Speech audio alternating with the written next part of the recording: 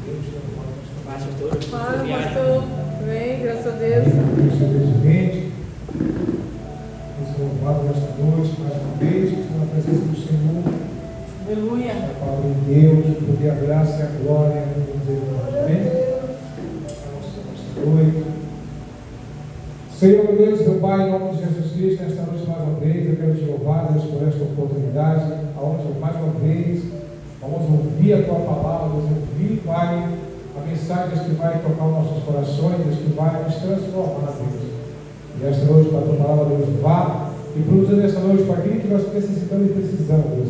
Assim eu te peço, em nome de Jesus. Amém. Amém. Salve a igreja na paz do Senhor. Amém. Louvado seja Deus. No livro de Atos dos Apóstolos, capítulo 6.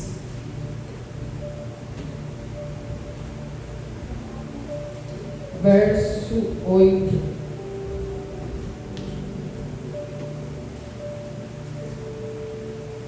Atos 6, verso 8.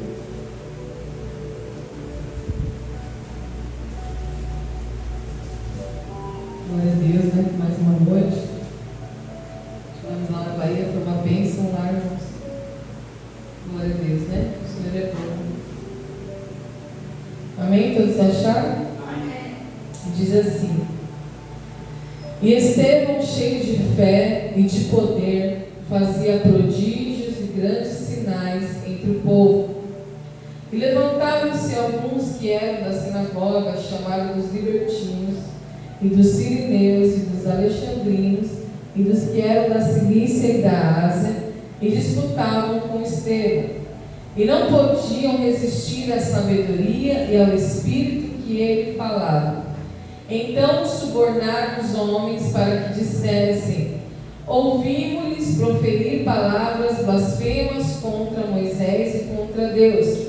E excitaram o povo, os anciãos e os escribas, e investindo contra ele, o arrebataram e o levaram ao conselho. E apresentaram falsas testemunhas que diziam: Este homem não cessa de proferir palavras blasfemas contra este santo lugar e a lei, porque nós lhe ouvimos dizer que esse Jesus Nazareno há de destruir este lugar e mudar os costumes que Moisés nos deu. Então todos os que estavam assentados no conselho, fixando os olhos nele, viram o seu rosto como o rosto de um anjo. Verso 54 do capítulo 7. Capítulo 7, verso 54, que diz assim: E ouvindo eles isso, enfureciam-se em seus corações e rangiam os dentes contra ele. Mas ele, estando cheio do Espírito Santo, fixando os olhos no céu, viu a glória de Deus e Jesus que estava à direita de Deus. E disse: Eis que vejo os céus abertos, e o Filho do Homem que está em pé, à mão direita de Deus. Mas eles gritaram com grande voz, taparam seus ouvidos e arremeteram unânimes contra ele. E expulsando da cidade, o apedrejavam. E as testemunhas depuseram as suas capas aos pés de um jovem chamado Saulo, e apedrejaram a Estevão, que em invocação dizia: Senhor Jesus, recebe o meu espírito. E pondo-se de joelhos, clamou com grande voz: Senhor, não me imputes este pecado. E tendo dito isto adormeceu. Amém?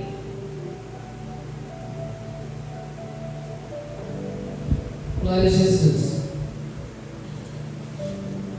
Nós lemos aqui, irmãos, a história de Estevão, quando houve uma necessidade da igreja, por conta do seu crescimento, houve uma necessidade de todos os que estavam reunidos como igreja, lá na igreja primitiva, de instituir alguns homens como diáconos, né, na igreja. E a igreja não é como é hoje, não era como é hoje. Hoje nós temos o salão salão, né? Temos o salão, a denominação, a placa da igreja, onde a gente se reúne para adorar o Senhor. Naquele tempo de igreja primitiva, a igreja era na rua, né? Era nas casas, era nos portões das casas, onde as pessoas que iam aceitando Jesus, iam obedecendo a fé, se reuniam nas praças, nas ruas, nos portões das casas, para ali falar da palavra de Deus, falar dos ensinamentos de Jesus, adorar, né, os seus salmos e ali trazer as pessoas para o Evangelho. Então assim era a igreja primitiva. E havia muitas viúvas na época e essas viúvas, elas padeciam de necessidade. Só que os homens que estavam à frente dessa igreja, eles precisavam pregar, né? Então eles entraram no seguinte consenso: ou a gente prega para ganhar almas, ou a gente ajuda as viúvas, né? Os órfãos, os necessitados. Então aí surgiu que a necessidade, eles oraram e ali eles tiveram a direção do Espírito de instituir 7 homens cheios de fé, cheios do Espírito Santo e cheios de poder. Homens que estavam em oração buscando o Espírito Santo, buscando aquele revestimento que o próprio Jesus havia prometido, né? Quando ele falou: ficar em Jerusalém até que do alto sejais revestidos de poder. Então, no livro de Atos dos Apóstolos, nós vemos que eles instituíram esses homens para ajudar as mulheres viúvas, para ajudar os órfãos, aqueles que estavam padecendo necessidade, sabendo que esse também era o papel fundamental da igreja.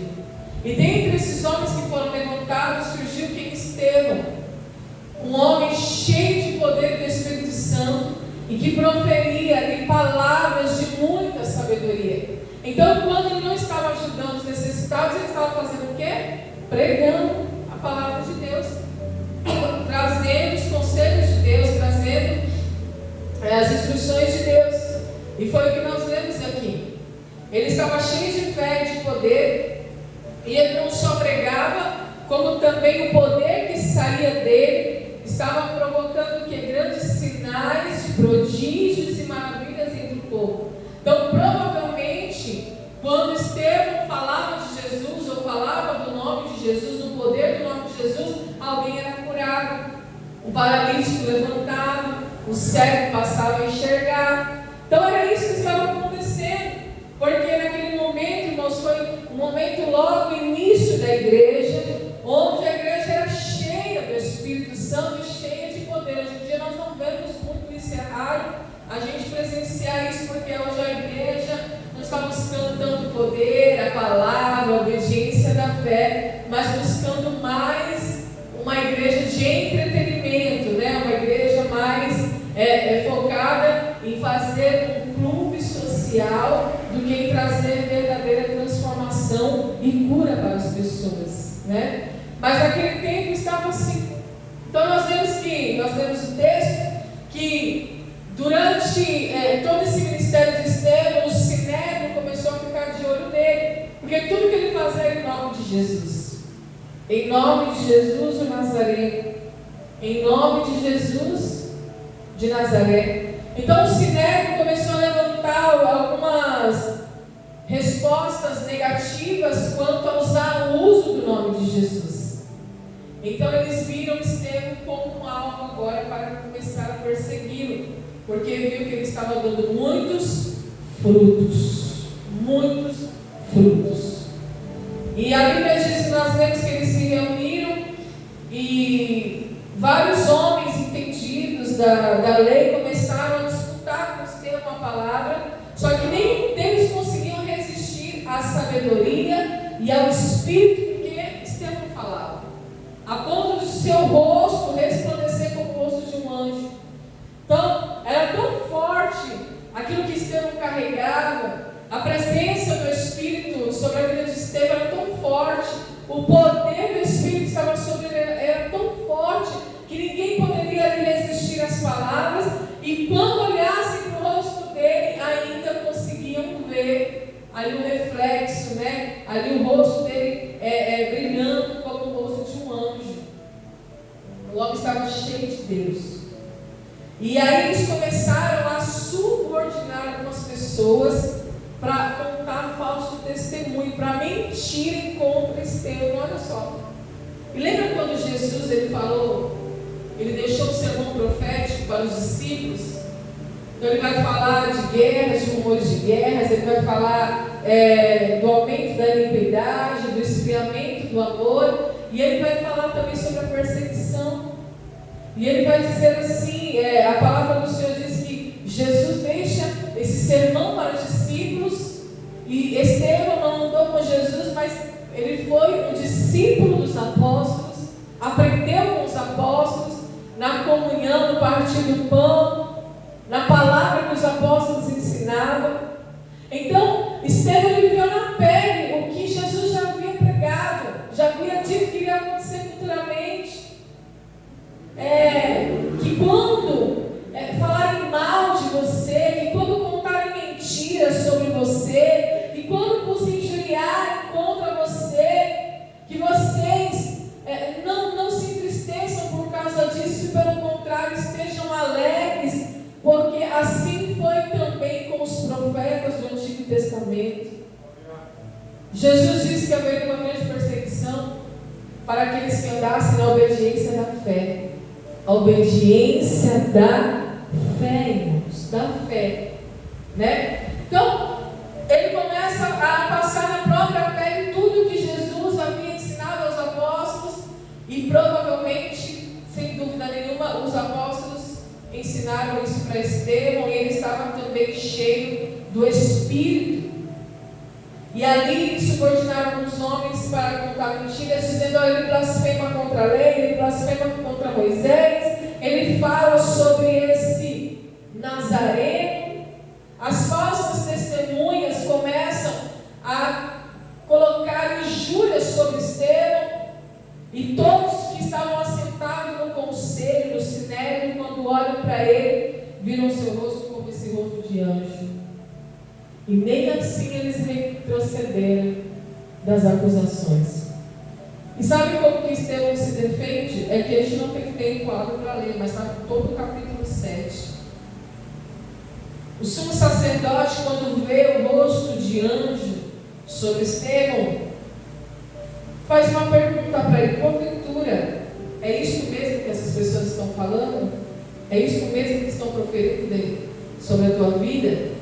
E aí ele começa a sua defesa, começa a falar de toda a história dos judeus desde Abraão, desde quando Deus tirou o povo da terra do Egito, desde Abraão da promessa, desde Moisés, de quando Deus tirou o povo da terra do Egito. E ele vem falando, irmãos, ele vem falando da herança, ele vem falando da promessa, ele vem falando dos patriarcas, ele vem falando de José, ele vem falando, irmãos, de como José também no Egito teve a sabedoria, teve a inteligência para manter o povo ali vivo ainda, como Deus usou a vida de José. Ele vem falando, irmãos, de vários feitos da parte do Senhor. Todo o capítulo 7 fala da defesa de Estevão. Ele começa a se defender, não falando, irmãos, dos prodígios e maravilhas que Deus estava usando ele para curar, para libertar, para trazer almas para Jesus. Não, a defesa de Estevão é toda a palavra do Antigo Testamento, e ele aponta a Deus como libertador do povo. Aleluia. É tremendo. Lição de casa para vocês: leia Atos capítulo 7, capítulo todo. Já que alguns de ensino, né? Leia. Porque eu não tenho tempo de ler aqui, são muitos, são 53 versos. Aí, para encerrar aqui, no 52, só para você entender, ele diz assim: na sua defesa, a qual os profetas não perseguiram nossos pais, até mataram os que anteriormente anunciaram a vinda do justo, do qual vós agora fostes traidores e homicidas, vós que recebestes a lei por ordenação dos anjos e não a guardastes. Ele vai falando de toda a trajetória dos profetas do Antigo Testamento, de tudo que Deus fez pelo povo, até enviar Jesus Cristo. E aqui ele fala: vocês receberam a lei por ordenação dos anjos e não aguardaram. Homens de dura cerviz, incircuncisos. É assim que Estevão chama os homens da lei. Homens que não queriam entregar as suas vidas para Jesus e não queriam viver em novidade de vida. Por causa desse discurso, por causa, irmãos, de toda a palavra, da verdade da palavra, porque Estevão não proferiu sequer uma palavra de mentira, aleluia. Estevão não proferiu sequer uma palavra contrária à palavra de Deus. Tudo que Estevão falou foi verdade, assim como João Batista. Quando ele falou a verdade para Herodes: olha, você está em adultério, essa mulher do seu irmão. Ele perdeu a sua cabeça, não foi? Estevão perdeu a sua vida, foi apedrejado até a morte, porque falou a verdade. Aqueles homens receberam a lei, mas não guardaram. E ali eles, ouvindo aquilo, eles ficaram enfurecidos e rangiam os dentes. Ficaram como animais, irmãos, enfurecidos. Mas Estevão estava cheio do Espírito Santo. E antes da sua morte, Deus o permitiu ver o céu pelo lado de dentro. Aleluia, os céus abertos, mostrando para ele o lugar para onde ele iria. Deus não impediu a morte de Estevão, não impediu a perseguição, porque Estevão era uma semente que, quando caísse morta na terra, produziria muito mais fruto do que em sua vida. Porque o homem estava tão cheio do Espírito, irmãos, o homem estava tão cheio de Deus, que Deus quis para ele. É diferente de outros apóstolos. Olha só, Deus, ele trabalha com cada um de um jeito, de uma forma. Se você olhar para Pedro também, a Bíblia diz que a sombra de Pedro curava, não era assim? Quem passasse pela sombra de Pedro era curado. Pedro também estava cheio do Espírito Santo. Só que Deus usou Pedro para ser um pescador de homens. Jesus havia profetizado essa palavra sobre Pedro: você não vai ser mais pescador de peixes, mas eu te farei um pescador de homens. Então, quando Pedro pregava, 3.000 almas aceitavam Jesus. Ele tinha uma certa perseguição, mas ele não era impedido de ganhar almas. Só que no caso de Estevão é diferente. Ele era cheio do Espírito Santo. Também, através da vida de Estevão, Deus fazia milagres, prodígios e maravilhas, mas a Bíblia não relata que ele ganhou 3.000, 5.000 almas. A Bíblia só relata que ele foi fiel até a morte. Aleluia. E recebeu a coroa da vida. Defendeu a fé até o seu último suspiro. Não é lindo isso, irmãos? É lindo demais, irmãos. É coisa maravilhosa, meu pastor. Quando nós vemos alguém que defende a fé, que ama a palavra, aleluia, que obedece a fé, que guarda o mandamento, que não está preocupado com a sua própria vida. O próprio Jesus declarou: porque aquele que quiser ganhar a sua vida, perderá, mas aquele que quiser perder a sua vida, por amor de mim, achará. Aleluia. Então foi isso que aconteceu com este homem. Ele não teve o êxito no seu ministério de ganhar 5.000 almas, 3.000 almas, mas ele foi usado por Deus para ser uma semente que cai na terra e morre, para assim gerar muitos frutos. Aleluia. Então a Bíblia diz, nós vemos aqui que ele foi apedrejado, ele viu o céu aberto, ele viu Jesus à direita de Deus, e quando ele declarava o que ele estava vendo, aí que os homens ficavam mais enfurecidos ainda, e gritavam que ele estava blasfemando, que era blasfêmia, que aquilo que ele estava dizendo era contra a lei era contra o que eles haviam aprendido. E eles começaram a gritar com grande voz, chegaram a tapar os seus ouvidos, expulsaram ele da cidade e o apedrejaram. E as testemunhas que estavam ali, vendo todo aquele cenário, a visão de Estevão, até a morte de Estevão, a Bíblia diz que nós temos o texto, que as testemunhas depuseram as suas capas aos pés de um homem chamado Saulo. Olha só, quem foi Saulo? Que depois virou o apóstolo Paulo. Como que esse homem se converteu? É verdade que a Bíblia diz que Jesus teve um encontro com ele no caminho de Damasco, e ali foi a conversão dele. Mas para que ele pudesse parar aquele caminho e ouvir a voz de Jesus, antes ele precisava ter tido um encontro com alguém que foi uma semente que gerou frutos, e são frutos, irmãos, frutos dignos, aleluia, da eternidade. Porque foi isso que aconteceu. Saulo estava presente no apedrejamento, na declaração, no discurso de Estevão e na sua morte. Saulo estava presente. Aleluia. Até no momento em que Estevão declarou: o Senhor Jesus recebe meu espírito e não impute sobre eles este pecado. A mesma palavra que Jesus usou na cruz do Calvário, Estevão também usou. Saulo estava presente, Saulo foi testemunho, e lá na frente, irmãos, ele se tornou a obra frutífera do sacrifício ali, irmãos, da renúncia, da obediência de Estevão. Então, o que nós precisamos entender nessa noite, irmãos? Que a nossa obediência à fé, o nosso sacrifício, a nossa renúncia, aparentemente, parece que não está dando em nada. Parece que não vai acontecer nada, parece que não vai sair dessa etapa. Parece que nós vamos morrer assim.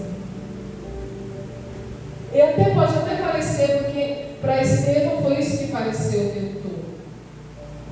Ele estava cheio de espírito, ele era cheio de sabedoria, ele era um homem que obedecia à fé, e aparentemente na vida dele parecia que ele não ia mudar daquela vida, ele não ia saltar uma etapa, ele não ia ter êxito, ele não ia ter vitória, parecia uma vida derrotada, sem êxito, sem vitória. Porque, irmãos, Deus, Ele tem as suas maneiras de trabalhar. Deus, Ele tem as suas maneiras, irmãos, de tocar a sua obra, de levar a sua obra em frente. Com Pedro foi de um jeito, com Estevão foi de outro, com Paulo foi de outro jeito. E assim é conosco também. Por isso que o Evangelho, a palavra do Senhor, Jesus nos ensinou. E se você olhar toda a palavra de Deus, você vai ver que Deus, Ele não trabalha pelo método da comparação. Deus, Ele pode usar quem for, Ele pode usar até uma menina, uma serva, uma funcionária, dentro da casa de um general com lepra, para falar onde está a fonte da cura. Olha como Deus trabalha. Um general, comandante Naamã, dentro da sua casa, era comandante, era general, era um homem valente, era um homem guerreiro, era um homem de muitas vitórias fora de casa. Mas a Bíblia diz, porém leproso, dentro de casa ele era um derrotado. E quem que aparece ali, naquele cenário? Alguém totalmente improvável, para falar para ele onde estava a fonte da cura, para quebrar o orgulho dele. Né? Então, quando nós olhamos para essa história, talvez, não porque Estevão estava cheio do Espírito Santo, mas se ele não tivesse cheio do Espírito Santo, se ele não estivesse obediente à fé. Se ele estivesse na carne, talvez ele tivesse pensado: olha, eu vivi toda a minha vida pelo Evangelho, eu servi as viúvas, eu servi os órfãos, eu servi os necessitados, eu servi a Deus, eu servi aos irmãos, e parece que a minha vida foi derrotada, e parece que eu não tive êxito, parece que eu não tive recompensa. Mas ele só não pensou isso, irmãos, porque ele estava cheio de poder, cheio do Espírito, cheio de fé, cheio de convicção, aleluia. E ele tinha uma visão aberta dos céus. Ele sabia que Deus estava lá no trono, ele sabia que Jesus estava à direita, ele sabia que ele ia receber um corpo de glória, um corpo glorificado. Ele sabia que precisava orar com uma oração intercessória por aqueles que estavam perseguindo ele, porque a Bíblia diz que nós temos que amar os nossos inimigos e orar por aqueles que nos perseguem. Aleluia. Porque eles estavam cegos espirituais. Então talvez a vida de Estevão tenha sido uma vida, se nós olharmos com um olhar humano e carnal, uma vida de derrota, porque o que houve ali com Estevão, sendo que em nenhum momento ele recebeu nenhum tipo de honraria, em nenhum momento ele foi considerado, em nenhum momento ninguém do Sinédrio se levantou para falar: olha, Estevão, realmente a gente vê o brilho do Espírito Santo em você. Não é assim? Como Deus te usa, Estevão? Não é assim hoje? É assim hoje. Nossa, pastora Paula, como Deus te usa. Irmão, se não tem ninguém me perseguindo, eu não estou fazendo nada. Se não tem ninguém me perseguindo, que isso é evangelho. Eu não estou fazendo diferença no reino. Então, nenhum desses homens que serviram a Deus com fé receberam qualquer tipo de elogio. Então, a vida dele se baseou na sua vida de obediência, de fé, de sacrifício, de renúncia. E quando parecia que tudo tinha se acabado, irmãos, quando parecia que o Sinédrio agora havia calado aquela voz, mal sabia eles que ia se levantar um gigante. Apóstolo Paulo, maior que Estevão ali, ministerialmente falando. Obras maiores, obras mais profundas, enfim. Então, a moral dessa mensagem que seria, o que é para a gente pegar dessa mensagem? É que quando parece que a gente não está fazendo nada, quando parece que a nossa vida está sendo irrelevante, é aí que Deus vai entrar para trabalhar. Então, a nossa obediência de fé, a nossa renúncia, o nosso sacrifício produz frutos. E quem foi que comeu? Quem foi que se alimentou? Quem foi que desfrutou daquilo que Estevão deixou? O apóstolo Paulo, porque quando ele se converte, ele fala de Estevão. Quando ele se converte, ele se lembra: eu vi aquele homem na minha frente, orando, falando de Jesus, falando que estava vendo Jesus, vendo Deus, pedindo perdão por aqueles que estavam perseguindo ele. Então é isso, irmãos. Os nossos frutos, eles têm que apontar para as coisas eternas. Aleluia. Ninguém que serve o Evangelho com sinceridade arrisca ali, que busca viver na contramão deste mundo, vai estar o tempo todo sendo elogiado. Não, a maioria das vezes vai ser criticado. Pode ler na Bíblia, pode ler. Leia o livro de Atos, que foi onde nasceu a igreja primitiva. Vocês vão ver os religiosos, ou os ímpios. É pressão de todos os lados. É por isso que o apóstolo Paulo ele fala: eu estou sendo pressionado de todos os lados. Ele fala sobre essa palavra que é tremenda: abatido, mas não destruído, perplexo, mas não desanimado. Olha só. Então, o fruto de apóstolo Paulo. Que fruto, né? Que deixou ali, irmãos, todas as cartas de doutrina para a igreja, as profundas palavras que nós conhecemos. Então é isso. Creia nessa noite naquilo que nós estamos aqui meditando nessa palavra, porque eu creio nisso também, aleluia. Creia você também. Creia em Deus, creia em Jesus Cristo, creia na sua palavra, creia que a sua obediência de fé, o seu sacrifício, a sua renúncia vai produzir fruto. Talvez você nem fique aqui para ver, aleluia, mas a eternidade sabe, aleluia. Deus sabe, Jesus sabe, aleluia. Então não importa para que você foi chamado. Uns foram chamados para ser mártires em Cristo, outros foram chamados para serem pescadores de homens, outros foram chamados para o ministério da contribuição, outros foram chamados para exercer misericórdia, outros foram chamados com o dom do ensino, de ensinar, de instruir, aleluia. Cada um foi chamado para uma função do corpo de Cristo. Uns foram chamados para orar, interceder, profetizar, aleluia. E é isso, irmãos. Essa é a verdade do Evangelho. Essa é a palavra que não produz muito glória a Deus, não produz muitas pessoas buscando. Sabe por quê, minha irmã?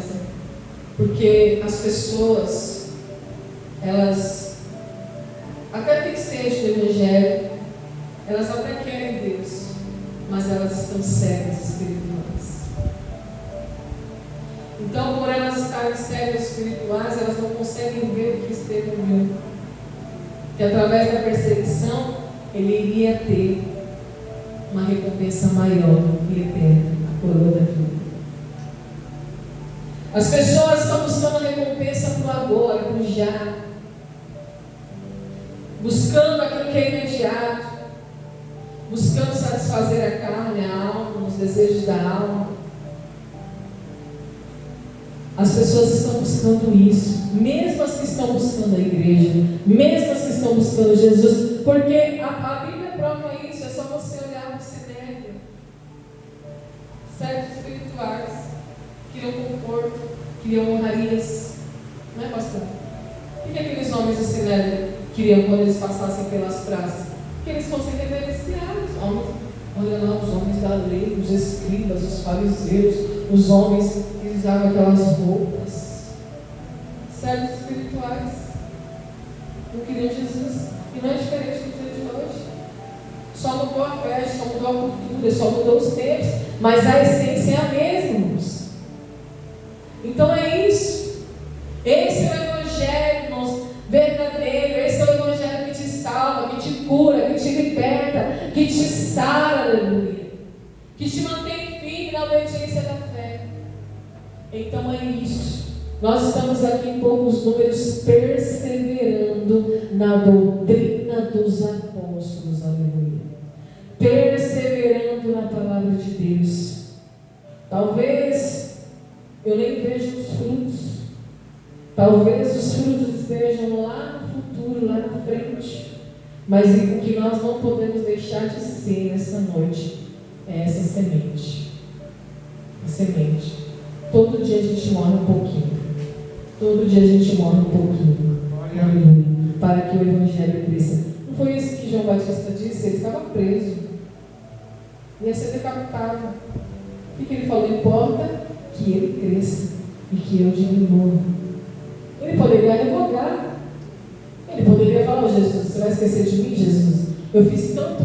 Eu abri o caminho para você passar. Eu abri o caminho para você passar, Jesus. E você vai me deixar aqui. Olha só. Olha os crentes menininhos aí, né? Hoje em dia a gente é um crente Nutella, meu irmão. Não tem crente mais como João Batista, como Estevão, como Paulo, como Pedro. Não tem, irmãos. É poucos, você conta nos dedos. Aleluia. E é geral, não é só aqui em São Paulo, não, na Bahia também. Então, não tem mais um crente que olha com a perspectiva do céu, da eternidade, como João Batista. Importa que ele cresça e que eu diminua. Eu já cumpri a minha missão, eu já fiz a minha parte, os frutos vêm, aleluia. Amém, irmãos? Então é essa palavra que eu queria deixar com os irmãos. Então leia Atos capítulo 7. Todo o capítulo, para você ver ali a defesa de Estevão. Que coisa maravilhosa, que discurso poderoso, que irritou, né, os religiosos a ponto dele pagar com a própria vida. Amém? Louvado seja Deus. Chama o pastor para orar em nome de Jesus. Amém. Deus abençoe. Muito bem. Glória a Deus por essa mensagem, por essa palavra, qual Deus colocou no nosso coração, na verdade. Agradecer a Deus também, a ver o nosso presídio. Quinta-feira o carro quebrou, mas deu tudo certo. E lá mais ou menos uns 30 minutos, mas o rapaz veio e chegava e vamos aqui. Tem que ser daquele jeito. Quem disser aqueles, né?